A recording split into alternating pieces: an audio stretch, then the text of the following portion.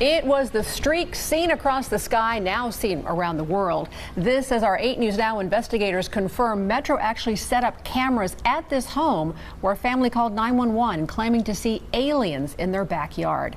And tonight, a fierce debate is underway about the legitimacy of an alleged UFO crash. Good evening, I'm Janice Valdez. And I'm Brian Loftus. Our 8 News Now investigators reporting about terrified members of a local family who told police they had aliens in their backyard. Chief Investigator George Knapp here to piece it all together. You know, as with all things UFO, the public debate is ferocious and ongoing. Was it all a hoax? Were we duped? Was it all an evil plot, a cover-up, all of the above? We took another look at the hubbub to separate wheat from chaff.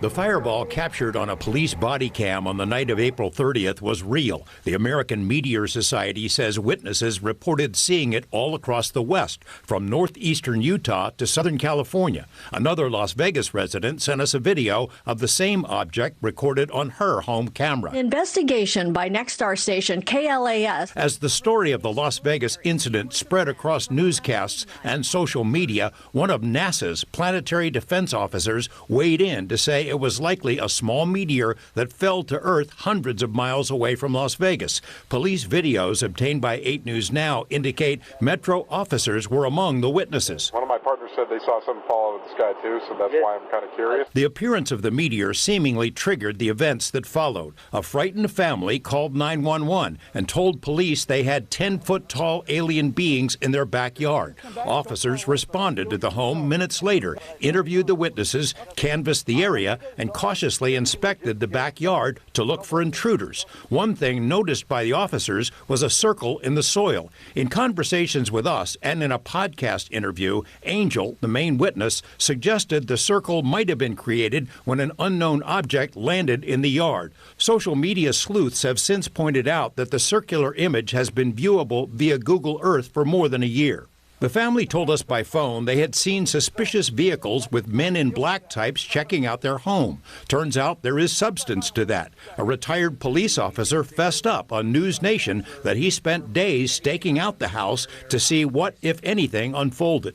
What about those reports that Metro installed a special surveillance camera atop the house, presumably to watch for intruders, human or otherwise, or overzealous media? Turns out that's true as well. Metro confirmed as much in a statement to 8 News Now's David Charnes. The system stayed on the roof for days. What about the Ring camera video with the weird noise? The main witness, Angel, intimated to us the video was recorded by one of his neighbors, and the audio was from the April 30th UFO crash. It wasn't.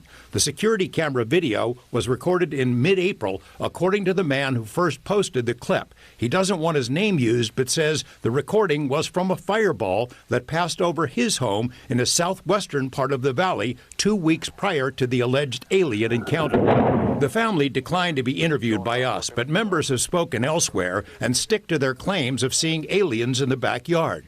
Dozens of people on social media have analyzed and dissected the images with various claims of aliens spotted in the shadows. Police do not believe this was a hoax call, which could be a crime if done intentionally. In the fervid swamp known as UFO world, our coverage of the story was itself seen as a dastardly plot to distract attention away from a prominent whistleblower named David Grush, who stepped forward around the same time.